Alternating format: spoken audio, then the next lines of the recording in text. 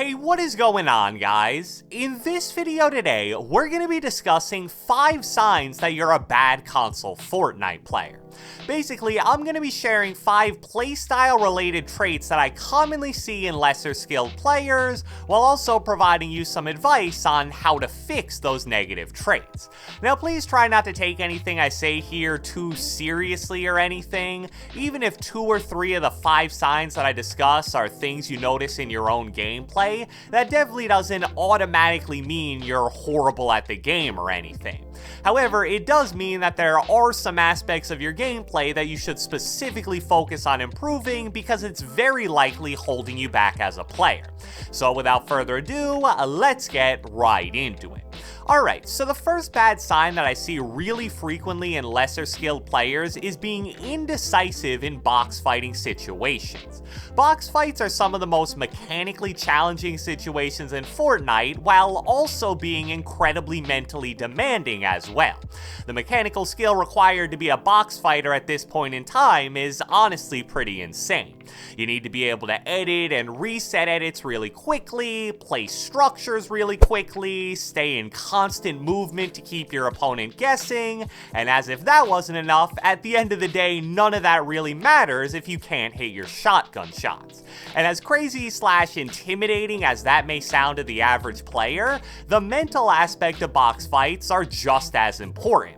Your decisions need to happen pretty much instantly in a lot of these situations. If you have an enemy at your wall and you're not really sure what to do, so you just keep turbo building, eventually that enemy is either gonna break and replace the wall, or he's just gonna phase into your box. And as I'm sure we all know by now, in Chapter 2 Season 2 with no traps in the game, that's pretty much a guaranteed death sentence.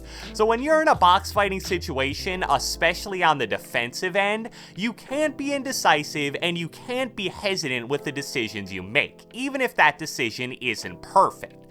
For example, let's say the enemy pushing your box is really weak. Just to keep it simple, pretend he just got revived and has 30 health. The best play in this situation would probably be to just take out your SMG and spray the wall he's attacking, because unless you just totally choke your aim, you'll land enough damage to kill it. However, I'd be totally fine with a player that instead edits out the side and builds for high ground right away. Even though that isn't the best decision because now it allows that enemy to hide low ground and heal up, at least you were decisive and got into a situation you were comfortable with.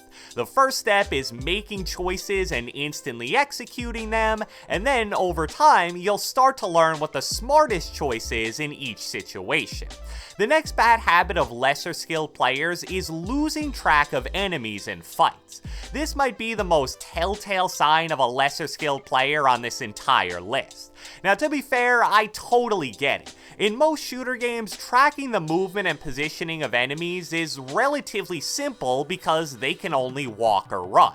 But the building element in Fortnite obviously adds a whole new level to that, as well as all the crazy items and vehicles in the game that let people travel at faster than normal speed. There's definitely a lot of stuff to worry about. But none of that changes the fact that if you're constantly losing track of enemies in fights, you're basically doomed from the very beginning.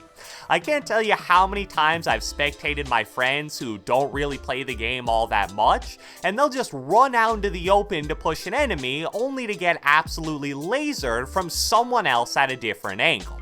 And I'll ask them like, oh, did you not know that guy was there? And then they'll respond back something like, well, he was there a little earlier, but I just assumed he would have moved by now. Obviously, that's not a mindset you want to have. You need to be constantly thinking in your head where enemies are and even where it's possible they could move to. And before you make any kind of aggressive play, you need to recheck for enemies in all the areas that you can be shot from. This may be really difficult to do in game modes like squads, where as many as 3 to 4 full teams can be in the same immediate area, but again, good luck consistently being successful in fights if you don't. The next trait that many lesser skilled players share is a fear of turning medium to long range fights into close range fights. Now, one thing I want to make clear about this is that when it comes to Fortnite, there are plenty of different playstyles that are viable and very effective. One example of that would be what I like to call a backline AR or backline support player. This is the guy that loves to start every fight by getting AR chip damage or maybe even a snipe in certain situations. And if done correctly, you can be incredibly successful in Fortnite by playing like that. For example, Nick Mercs is probably the most recognizable example of someone that I'd consider a backline AR player. However, there's a big difference between that playstyle and being scared to turn medium-range fights into short-range ones. I get it, close-range fights are without a doubt the scariest and most skill-dependent fights in the entire game. You have by far the highest chance of dying in close-range fights, and it can be kinda scary to know that at any moment you're one mistake and one shotgun shot to the head away from being knocked or even totally eliminated. However, if you're always too scared and you keep everything at medium to long range, you're gonna really struggle to consistently get kills, and you're gonna improve as a player a lot slower overall. In 2020, it's incredibly difficult to kill even average players at medium range with just an AR. People are too aware and they build way too quickly. So it's fine to start a lot of your fights with AR shots, but as soon as you get any kind of chip damage, you need to start shortening the distance between you and your opponent, with the end goal being a shotgun or SMG fight where you have some sort of either health or positioning advantage. That's what all the great backline support players like Nick Mercs do. And if you don't do that, all you're doing is getting meaningless AR damage that won't help you at all, because then a different team will push the guy you hit, kill him, and take his loot. Now they're super stacked, and all you have to show for the damage you did is a few less AR bullets. The next bad habit of lesser skilled Fortnite players is constantly over-peeking in fights. In case you're unfamiliar with that term, over-peeking is basically when you peek out over any kind of cover to shoot at an enemy, and you continue shooting for prolonged stretches of time without really moving or ducking back behind your cover.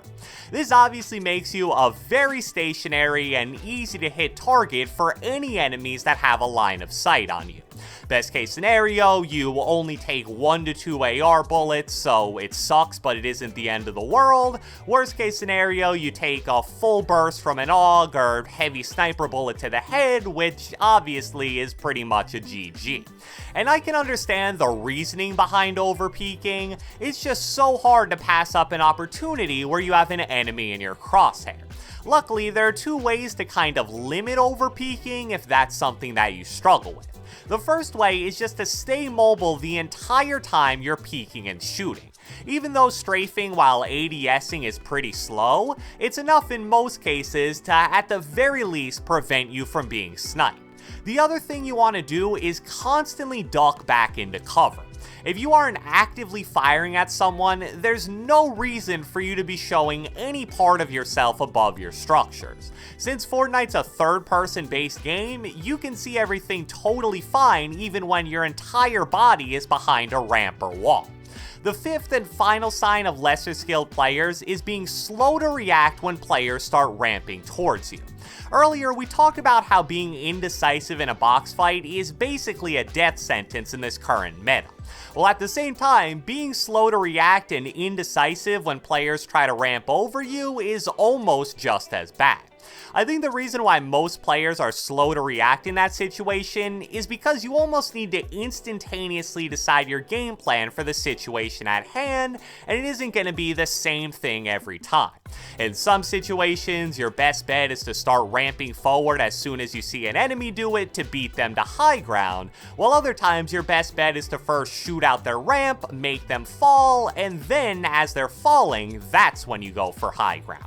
Most races to high ground in Fortnite are decided within about the first 4 to 5 ramps being placed by either player, so if you're slow to react or hesitate even a bit, you better get used to playing low ground because that's going to be your only option in about 90% of fights. So I hope you guys enjoyed this video, and if you watched the entire thing, be sure to let me know with a comment down the comment section below.